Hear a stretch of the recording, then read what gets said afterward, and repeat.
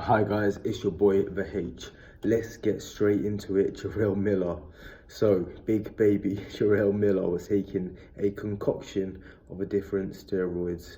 Some were basically muscle/weight gainers. Another was basically, I think it was called nandrolone. It was basically along the lines of EPO, which increases your white blood cell count and helps your endurance. It might actually be endurable, basically the same thing. But yeah, so it's come to light that Jarrell Big Baby Miller was doing an interview. Well, actually, let's be correct.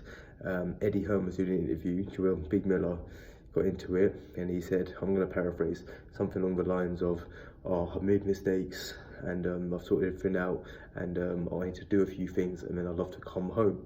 And obviously the inference is that home is matchroom boxing. I don't know what a lot of you guys think. Do you know what? I see a lot of people saying, oh, Jarrell Miller, Big Baby, more like Big Druggy and all this kind of stuff. Guys, let's be fair though. No one talks about this. I'm a Tyson Fury fan, but Tyson Fury was found guilty of taking anabolic steroids.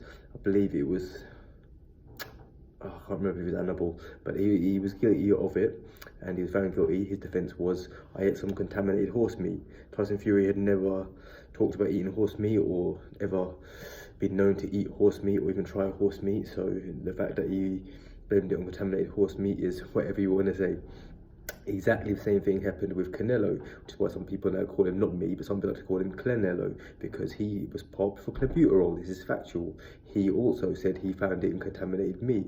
Is it a bit of a weird coincidence that two high-level boxers, both who you would think would have nutritionists and dietitians and would be monitoring every single thing that goes into their mouth, both failed drug tests due to supposedly, allegedly, contaminated horse meat? Possibly. You can make up your own mind on that, but we can go through the list. Dillian White at the moment, his A sample failed. We don't know what's going on with the B sample. And Billy Joe Saunders, when people make jokes about the nasal spray and is that to do with the Ingle gym, is that to do with Dominic Ingle, that's not what I'm gonna infer at all because I'm not sure. But let's just say in terms of popping for drugs in boxing, it is a widespread problem, issue, if you want to call it. So I'm not going to personally jump all over Big Baby Miller. Is it a muggy thing to do? Yeah, in my opinion it is. And I love Tyson Fury, but if he's done it and it wasn't contaminated horse meat, and like you said, make your own mind up on that, then that is muggy. Do you just give him forgiveness? It's up to you guys, but he's received his forgiveness. Canelo's received his forgiveness. Billy Joe's situation is a bit different, but he's received his forgiveness. Dillian White basically received his forgiveness even before the B samples being positive or negative, which is very interesting and very strange, but that's a different situation and a different subject. But yeah, I see a lot of people, let's be honest, is it because Big Baby Miller is a big, brash American? Because obviously a lot of people don't like big brash Americans, do they? Whatever you want to say about Donald Trump's politics or whatever, a lot of people just don't like Donald Trump. Like, if you guys remember, I'm a wrestling fan, as you guys know from my channel. He was in the WWE Hall of Fame since 2013 or 14. Back then he was only talking about presidency, and he got booed the hell out of by wrestling fans because they didn't like his personality. They thought he was too big and brash. On The Apprentice, very similar thing. There's a big thing about big brash Americans, and obviously Jarrell Miller's a big talker. Supposedly, according to Anthony Joshua, he completely demolished him in a rap battle in The Gloves Are Off for Sky Sports, which was never released. Please release that on Sky Sports. I know you ain't watching this, but if anyone affiliated to Sky Sports ever does somehow watch this, please release that. I'd love to see Jarrell Miller in a rap battle with AJ.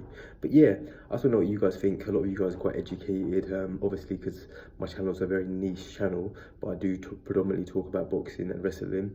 But a lot of you boxing fans are on here. You actually always come up with some good stuff. When I talk about Christopher Lovejoy, one of his fans come through and told me that his next fight was in Kingston, Jamaica, which is correct. And a lot of you guys come up with some good knowledge. I actually prefer, obviously I'm not gonna lie to you, if my channel blows up and becomes big, I wouldn't be averse to that. But obviously I do like having a bit of a niche channel at the moment because a lot of you guys are really well educated guys. I don't mind, obviously casual fans are fine, that's what the lifeblood of any sport is, casual fans. But a lot of you guys are a lot more educated than a casual fan. So if anyone wants to reply, please comment below. And yeah, let me know, what do you guys think? Are you like me? Are you open-minded? Is boxing, if he comes back, he comes back? Or are you really, really against it and think, no, he shouldn't be in it?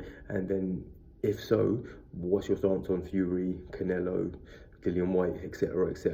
So let me know what you guys think. Cheers, guys. Thank you.